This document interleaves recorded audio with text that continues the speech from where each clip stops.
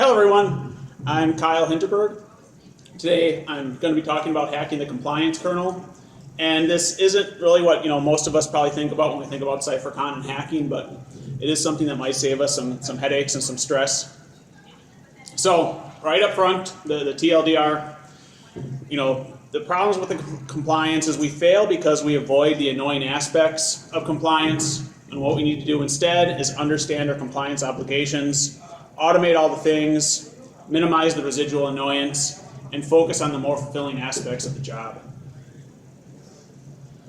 So how do I want to talk through that? First a little bit of who I am and why you care, then some kind of the idea of the compliance kernel, what it is and why you should hack it, and some tangible methods for hacking compliance. Really my goal is twofold. One is to have potentially some tangible methods, some things you can take away, but also just to get you thinking.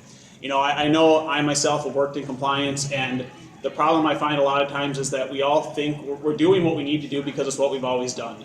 And we need to get away from that and figure out what we need to do because we need to do it. So, again, I'm Kyle. Right now I'm manager at LBMC, but the interesting thing about anyone isn't where they are, but how they got there. I started as a systems administrator in a small team, kind of doing everything from end user support to vulnerability management, dealing with compliance in general. Went to be a compliance analyst, had to work on PCI, HIPAA, SOX, all of the different things, kind of internally. Then I moved to the other side of the table, became a compliance consultant, kind of doing all those same things. And the reason I tell you all that is I feel completely qualified to tell you compliance sucks. And that's just the nature of compliance. It sucks. And hopefully I can help talk through a few ways we can make it suck a little less. And the things I'm going to be talking through aren't even really like problems with budget. It's to me a bigger problem with mindset. I think about when I go to the grocery store, if I take time before I go to write out a list, I go to the store, I walk through all the aisles, I get everything I need, and go home and I got food for my family. If I go there and I'm hungry and I didn't bother to make a list, I leave with a bucket of popcorn chicken. So that's why we need to get in the right mindset and think about compliance ahead of time rather than kind of chasing it. And just as a note, when I'm talking about some of the compliance examples, I'm going to be using PCI, and that's just because that's where my experience is. I've worked a lot in PCI. If you haven't worked in it, you're lucky. But what it is, it's the payment card industry. The DSS is the data security standard, and it's just around protecting credit card information. So, the idea of the compliance kernel, obviously we all know the idea of a computer kernel, a core component of an operating system that serves as the main interface between a computer's physical hardware and the processes running on it. To me, I see compliance as being very similar in a way. You have a security program, and the security program is really what's important. That's what's making everything secure, but you can't see a security program, or at least not easily. And so the compliance kernel to me is a way to kind of abstract that. Compliance is a core component of a security program, and it serves as the main interface between security configurations and the entities who need to validate those security configurations. You look at vulnerability scans. You can absolutely have a secure system and never run a vulnerability scan on it, but you can't demonstrate that. You can't validate that system's secure. You can do changes in a completely consistent and secure way, but you can't prove that if you don't have change tickets. Even policies and procedures, you can think that you're being secure, you can assume that you're doing the right thing, but if you don't have a policy and procedure, you don't even know what your organization thinks security means. And so that's where, especially me, as a consultant coming into an organization, I see compliance as really being that abstraction layer that lets me understand what's going on in a security program. So, one thing too I think that's worth covering a little bit is what is hacking. Because obviously when we're here at CypherCon, hacking has one idea of it, and this again doesn't exactly fall into that. And some people think hacking means the malicious attackers, what you hear on the news and whatnot, and then to some people it's more of the programming experts, and to some people it's the life hackers that tell you how to save 5 minutes in the morning by putting toothpaste in your coffee. But to me, what makes a hacker is someone who performs tasks using creative and effort-reducing methods. That's really the core of it. Someone, I really feel hackers are different, and what it is, it's the way they approach problems. I don't consider myself a hacker in the hoodie sense of the word, but I do feel I'm a hacker in the way I approach and solve problems. So, why is this all important? Why is it important to hack compliance?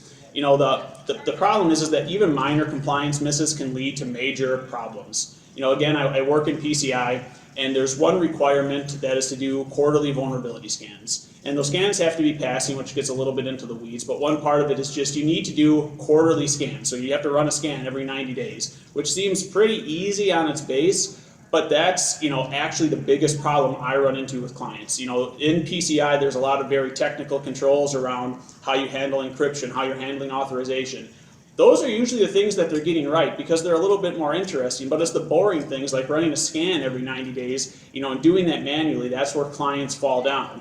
And you can have an organization that's had, passing all, hundreds and hundreds, literally, of requirements for PCI, and they're just missing, a few scans, and they're not compliant. And then, they have to deal with the problems that come along with that. And even if you are doing everything you need to, manually maintaining compliance sucks. If you're running those scans every quarter and doing that on a manual basis and doing all of those very kind of menial processes, it sucks. And that's where you get burnout. And that's where I come to an organization. It's like, oh yeah, Sally, she's the one who does the scans, but she got burned out. She quit. No one realized she's the only one that knows how to do a scan. And now we don't have any vulnerability scans. And that's literally a scenario I run into on a routine basis. And so we all need to focus again on the fulfilling aspects of our job to avoid burnout. One thing I hear a lot of talk about is the idea of you don't want to automate yourself out of a job. But in my opinion, the thing we need to do is automate ourselves into jobs we actually want. So now into some of the actual again tangible ways that in my opinion we can do a little better hacking compliance. The top thing is just RTFM. You have to actually read the manual, figure out what's going on. Again, as a consultant, all the time I'm coming into organizations, they've never even read the standards they need to adhere to. And they're really putting themselves in my hands. I can tell them like, oh, you don't know? I can tell you this is the way it applies to you. This is what you need to do. And they just generally believe me, which is hopefully good. But they, again, are just leaving themselves open to someone misinterpreting requirements or telling them they need to do things that they don't need to do. And the same thing goes for scoping. To actually understand, a compliance obligation in which part of your environment does it adhere to. Do you need to worry about it everywhere or only in a small place? Again, with PCI, it revolves around credit card data. So a lot of times organizations will think, well, we just have these few servers over here. They process our credit card data. That's all we have to worry about. Nothing else, we're good. I come in, start talking to people. The accounting department has reports. They have credit card numbers in them, or they don't have network segmentation. And pretty soon everything's in scope, and they're falling down because of missing those compliance obligations. And the same goes for requirement relevancy. Hitting on PCI again, obviously with credit card information, if you're storing credit card information, you need to follow a whole bunch of credit card requirements for storing those numbers. If you don't store them, you don't need to do all that. That's not relevant to you. You don't need to worry about something you're not doing.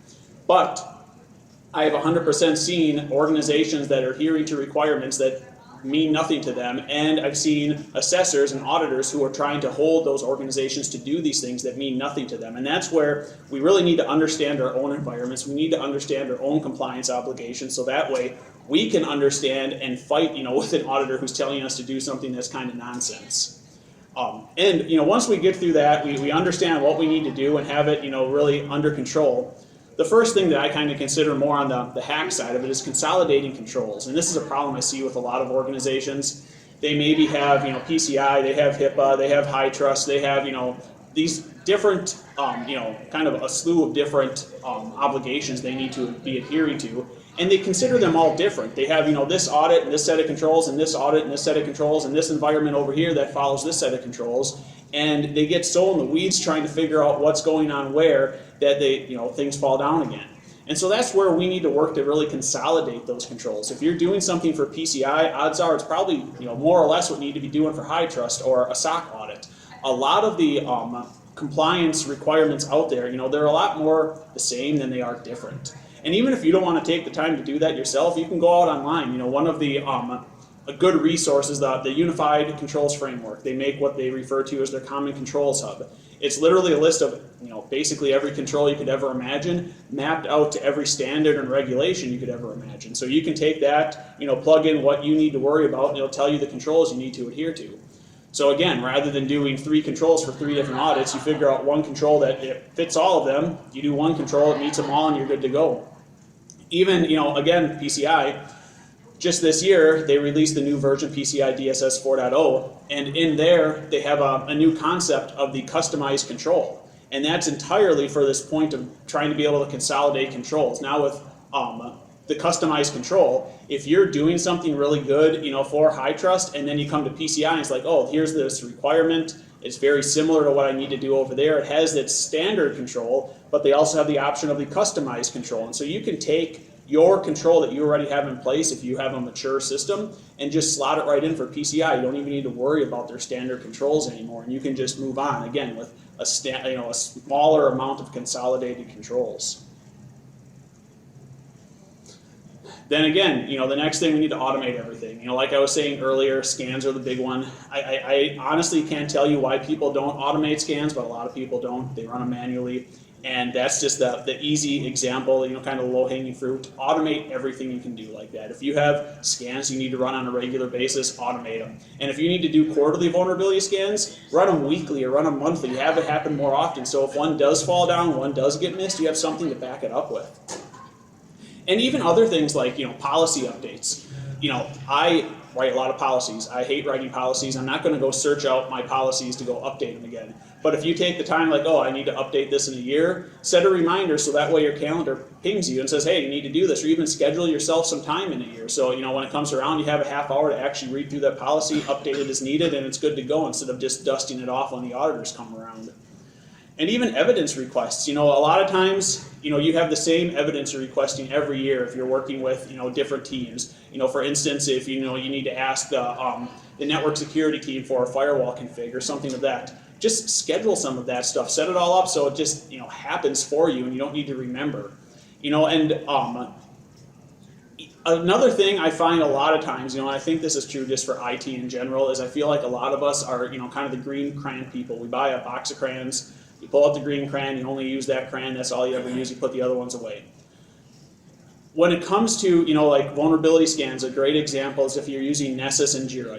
Two very common solutions. A lot of people use Nessus and Jira. And you run your scans, then you go manually create all your tickets, but they have back-end integrations. You can entirely make it so you run a scan in Nessus, it populates over to Jira, makes all your change tickets for you. When you close out those tickets, it'll run rescans in Nessus and tie it all back, and it's, entirely possible. And that's just one example. There's, other integrations that you can do the same thing just to take that headache off of yourself so your stuff is doing your work for you.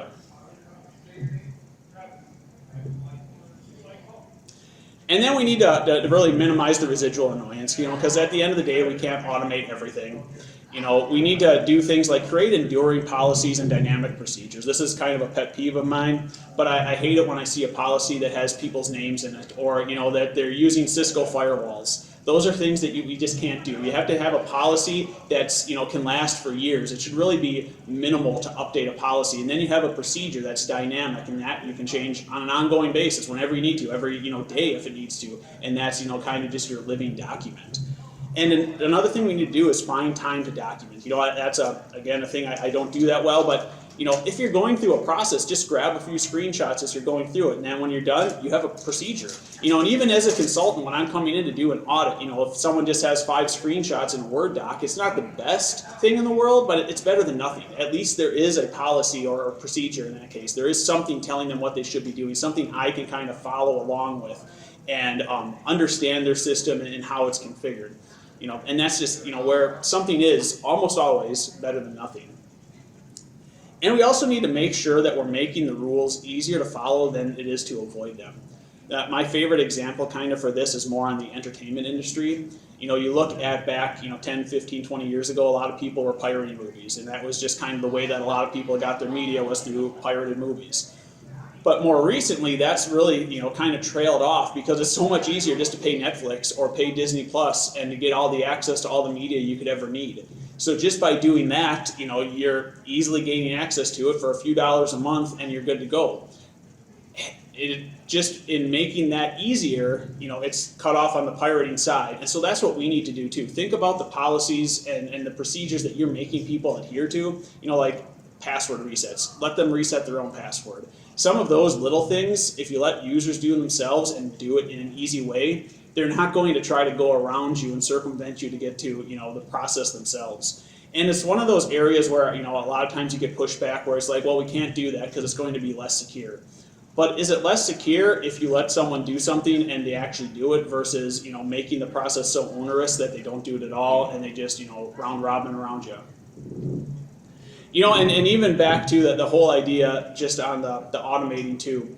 One thing I like to think about is, I don't know if I'm the same as you, but I don't know anyone's birthday. I couldn't tell you like when I last changed my oil, when how to even, you know, get here. All of those things I rely on my technology to do for me. You know, I have a phone that tells me, it vibrates, oh, it's, you know, 10 minutes to this meeting, or, you know, it's been a year since you changed your oil. Those are the types of things we need to be thinking about in our job as well, and just letting our technology, you know, take over for us. So, you know, again, the last bullet at the front there, the focus on the more fulfilling aspects of our job. This is really, to me, the whole point of this, is that I personally, as a, you know, a consultant, again, I see a lot of the individuals I work with burn out. You know, it's just kind of a draining job to work in compliance, and it's kind of doing the same repetitive tasks over and over and over. And, you know, you got to really think about why you're doing what you do. And is it just to kind of meet your basic needs? You're just making your paycheck and that's it because it's such a, you know, killing job? You know, and if that's true, that sucks for you and it sucks for your organization, because you're going to burn out. Again, you're going to be Sally who leaves and the scans don't get done. So you got to figure out the way to, you know, have your job meet more of those psychological and self-fulfillment needs. You know, like I've worked in compliance now for over 10 years. And I'll, you know, again, the first one to tell you compliance sucks, writing policy sucks, all that kind of stuff sucks. But I like building relationships with my clients. I like, you know, working with my coworkers. Things like that is where I look to find those self-fulfillment needs and make sure that I'm, you know, doing something that I actually feel productive in my job and I'm just not making my paycheck. So, again, the TLDR, you know, we fail because we avoid the annoying aspects of compliance. What we need to do instead is understand our compliance obligations, automate all the things, minimize the residual annoyance, and focus on the more fulfilling aspects of our jobs. There's my contact info. I'll be around here too. And if anyone has any questions, I probably talked a little fast so we have some extra time.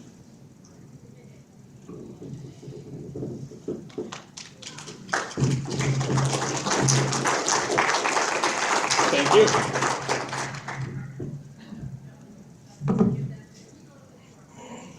Yeah. What's your opinion on CSF and tying that in with controls? I like it. Generally, I would say that's a, you know, a good framework.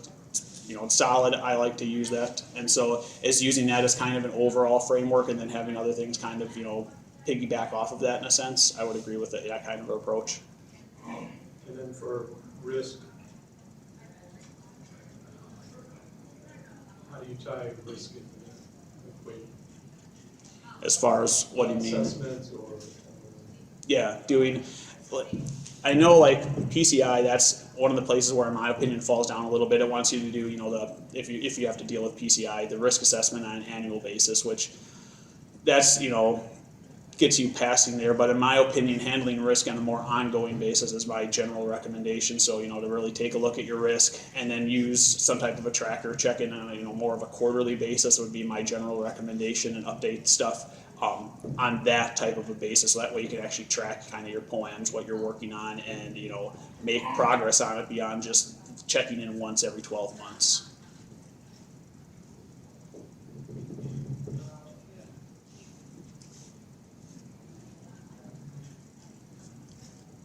So TCI 4 seems to have significant changes from version 3, both in requirements and in verbiage. Yes. What do you think is going to be the biggest pitfalls for companies trying to become compliant with version 4? Waiting until version 3.2.1 expires and then looking at 4. That's, I think, they're going to be the biggest problem. I feel like there's going to be a lot of companies that just don't even look at 4 until it's too late. For the most part, if you're compliant with 3.2.1, you are going to be mostly compliant with 4. There's only really a few spots, like a good for instance is potentially if you have card data and you're transferring it internally in your network. that's something where now that shit is going to have to be encrypted. So if you're doing those internal, card data transfers, you need to encrypt it inside the network, not just when it's going over the internet. Some of those items might be a little bit more nitpicky of figuring out how to redo internal network infrastructure potentially, where I could see people, having some problems. Another one is around payment pages. There's a lot of new requirements around making sure that all the scripts and other software on your payment page is known to you and not able to change it. It kind of stop like the mage card style attacks, and so some of those are also going to be difficult. Overall, I wouldn't say there's anything that's too bad, but definitely going to be things that are going to take 6 months to a year to get implemented, I would say.